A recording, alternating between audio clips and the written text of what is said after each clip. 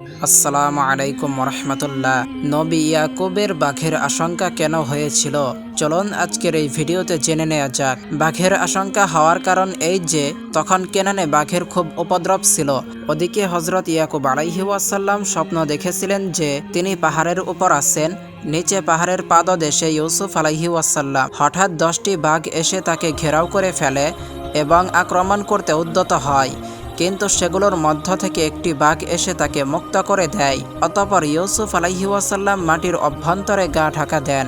এর ব্যাখ্যা এভাবে প্রকাশ পায় যে 10টি বাঘ ছিল 10 জন ভাই, এবং যে বাঘটি তাকে আক্রমণের হাত থেকে রক্ষা করে সে ছিল বড় ভাই ইয়াহুদা অথবা রুবিল। আর মাটির অভ্যন্তরে গা ঢাকা দেওয়ার অর্থ কূপের মধ্যে নিক্ষিপ্ত হওয়া। হজরত আবদুল্লাহ ইবনে আব্বাস রাদিয়াল্লাহু আনহু থেকে বর্ণিত হয়েছে যে এ স্বপ্নের ভিত্তিতে হজরত ইয়াকুব আলাইহি ওয়াসাল্লাম স্বয়ং এ ভাইদের পক্ষ থেকেই আশঙ্কা করেছিলেন এবং তাদেরকেই বাঘ বলেছিলেন, কিন্তু নানা কারণে ওদের কাছে কথা প্রকাশ করেননি। আল জামিলি আহকামিল কুরআন লিল কুরতুবী। ভাইয়েরা হজরত ইয়াকুব আলাইহি ওয়াসাল্লামের কথা শুনে বলল, আপনার এ ভয় ভীতি অমূলক। আমরা 10 জনের শক্তিশালী দল তার হেফাজতের জন্য বিদ্যমান রয়েছি। আমাদের সবার উপস্থিত থাকা সত্ত্বেও যদি বাঘেই তাকে খেয়ে ফেলে তাহলে আমাদের অস্তিত্বই নিষ্ফল হয়ে যাবে। এমত অবস্থায় আমাদের দিয়ে কোনো কাজের আশা করা যেতে পারে? নিম্নলিখিত আয়াতে ইউসুফ আলাইহি ওয়াসাল্লামের ভাইদের সেই কথা বর্ণনা করা হয়েছে। তারা বলল, আমরা একটি ভারী দল থাকা সত্ত্বেও যদি বাঘ তাকে খেয়ে ফেলে তবে তো আমরা সম্পূর্ণ ক্ষতিগ্রস্ত হয়ে পড়ব। সূরা ইউসুফ আয়াত 14।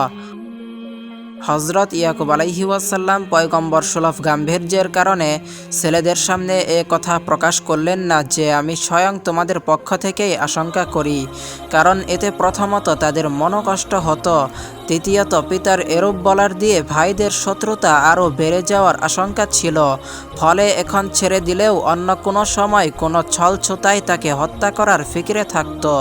তাই তিনি তাকে নিয়ে যাবার অনুমতি দিয়ে দিলেন, তবে ভাইদের কাছ থেকে অঙ্গীকারও নিয়ে নিলেন যাতে ইউসুফের কোনো রকম কষ্ট না হয়। এ পর্যায়ে বিশেষ করে বড় ভাই ইয়াহুদার হাতে তাকে সোপর্দ করে বললেন, তুমি তার ক্ষুধা, তৃষ্ণা ও অন্যান্য প্রয়োজনের ব্যাপারে খেয়াল রাখবে এবং শীঘ্র ফিরিয়ে আনবে। ভাইরা পিতার সামনে ইউসুফকে কাঁধে তুলে নিল এবং পালাক্রমে সবাই উঠাতে লাগল। কিছুদূর পর্যন্ত হজরত ইয়াকুব আলাইহি ওয়াসাল্লাম ও তাদেরকে বিদায় জানানোর জন্য গেলেন।